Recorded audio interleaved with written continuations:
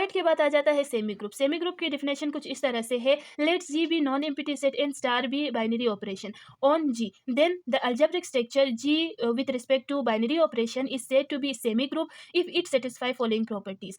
सबसे पहले जो प्रॉपर्टी आ जाती है वो क्लोजर लॉ। क्लोजर लॉ को कुछ इस तरह से डिफाइन करते हैं, for all A B belongs to G, यानी कोई से भी दो एलिमेंट जो जी से बिलोंग करते हैं, जी सेट कोई सा भी सेट हो सकता है, रियल नंबर का सेट हो सकता है, नेचुरल नंबर का सेट हो सकता है, अगर वहाँ से कोई से भी दो एलिमेंट जो है हम उठा ले और उनके दरमियान बाइनरी ऑपरेशन जो है वो ऑपरेट कर देते हैं, तो वो भी उसका आंसर जी में बिलोंग करना चाहिए। जैसे कि हम लोग जो है वो नेचुरल नंबर का एक सेट लेते हैं, विच 1 2 and so on.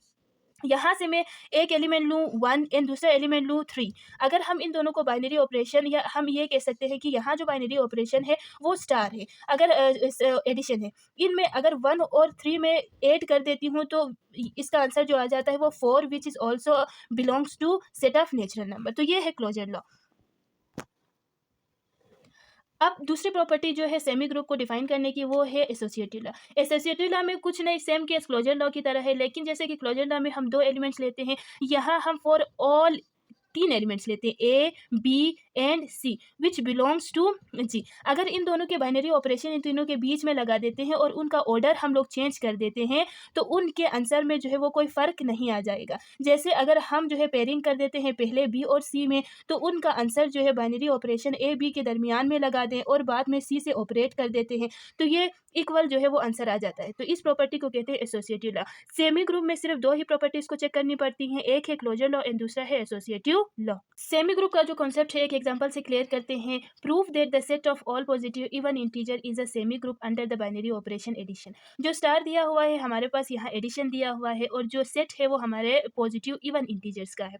As you know that positive even integer starts from 2, ठीक है, और जो है वो प्रोसीड करते हैं 4 6 एंड सो ऑन।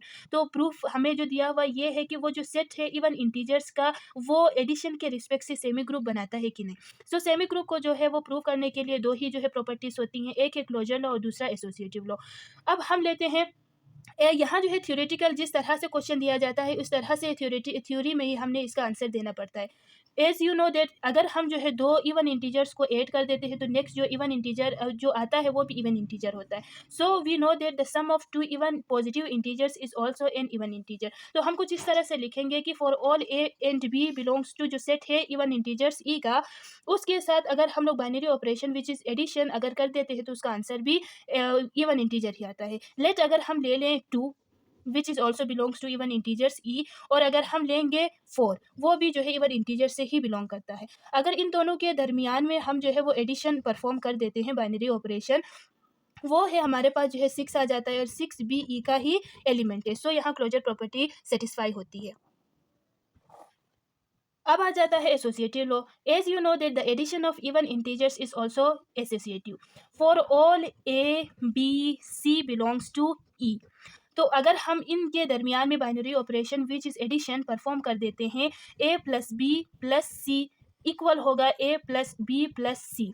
अगर हम इनकी जो है जगह रिप्लेस कर देते हैं तो इनके आंसर में कोई फ़र्क नहीं आएगा। लेट सपोज हम ये ले लेते हैं 2b 4b और 6b बिलोंग्स ई के ही जो है वो एलिमेंट्स हैं।